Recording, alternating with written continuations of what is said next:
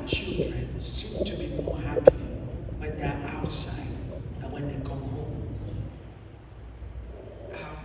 And so they can't wait to grow up to leave parents.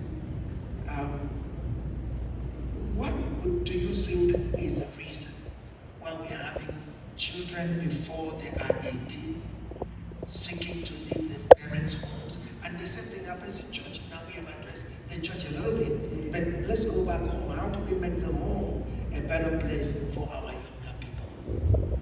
I think in terms of at home, a lot of youth feel unheard, where they're at home and they have a parent sitting in front of them, but they can't talk to them about what they want to talk to them about, because there's this. I feel there's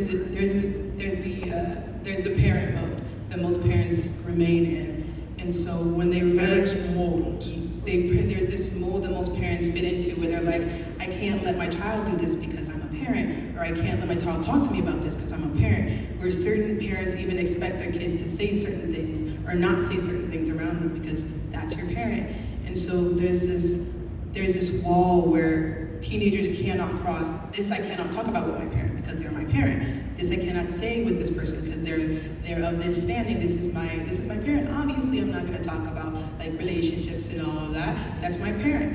And because of that, you've lost the aspect of being able to guide your children through certain parts of their life because they won't even talk to you about it. Wow. So parents have built the wall. So you have parents that are not even ready to hear their children out. Yes. So children are kind of afraid to talk to them. Mm-hmm. And so they can't even feel free to share things about themselves because there's this mold that parents have. So there's no freedom for them to share something that's sometimes even bothering them. So is there something you think children should do to get parents' attention? What do you think children should do to get parents' attention in this direction?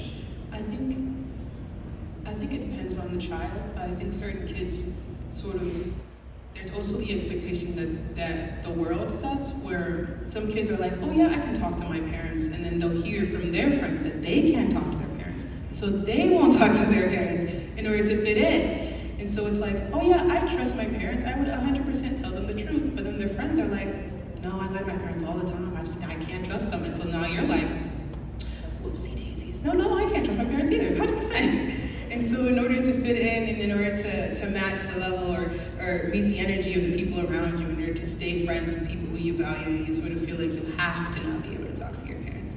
And so some kids sort of need to, I think it goes both ways, because kids are also very closed off to talking to their parents because of what they understand, that a lot of kids don't know their parents.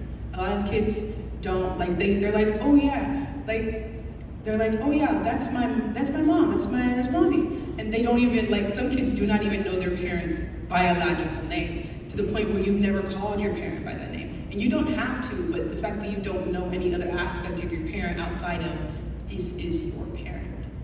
Did you hear that? Most children don't even know their parents.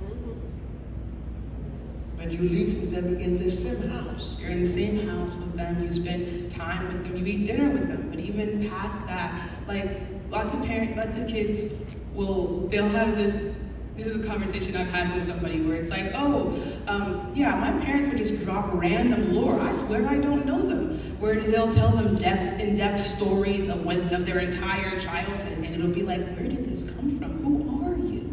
Wow. Because they haven't heard anything about their parents. They didn't know about their past. And so when it's communication on both sides. A lot of kids don't ask. But at the same time, a lot of parents don't tell.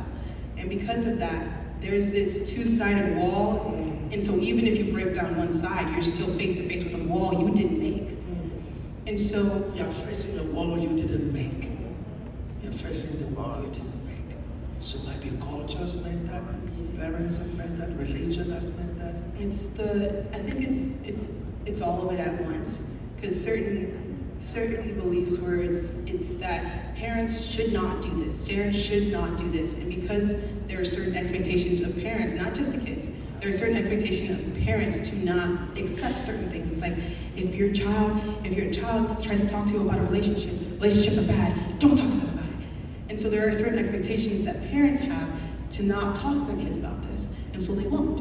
And there are also expectations that kids have to not talk to the parents about that, so they won't. And if both the parents and the child does not come to terms with the fact that some conversations have to be had, even if one tries to start it, it won't happen. So when parents build a wall, I won't talk to my kid about this. Kids build a wall, I won't talk to my parents about this. They're my mom, of course not. And so even if the kid works past this, he's like, this is my mom, I want to talk to them. Your mom doesn't want to talk to you about it because they built that wall.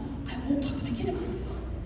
And so even if one side can beat the mold, get past the beliefs, get past how they were raised, down the wall, roll down the whole wall. Yes. You're still face to face with the wall that you didn't make, you didn't see, you didn't do this. So it's a problem that both sides have to fix. which is communication. Communication. So If they there don't must be talk, communication between parents and their children. Hello. So there must be communication, and that communication is that I have to know what my child is facing in real life and in real time. Because sometimes parents only come to know things after the things have all passed. You're all gone. So when you're now addressing some things, and oh, that is in the past. yeah, it's That's past. not We move in the past that. present. It's- So we have to have real communication in real time to be able to track real situations that can help the home be a better place for both parents and the children. Wow. Please put your hands once again.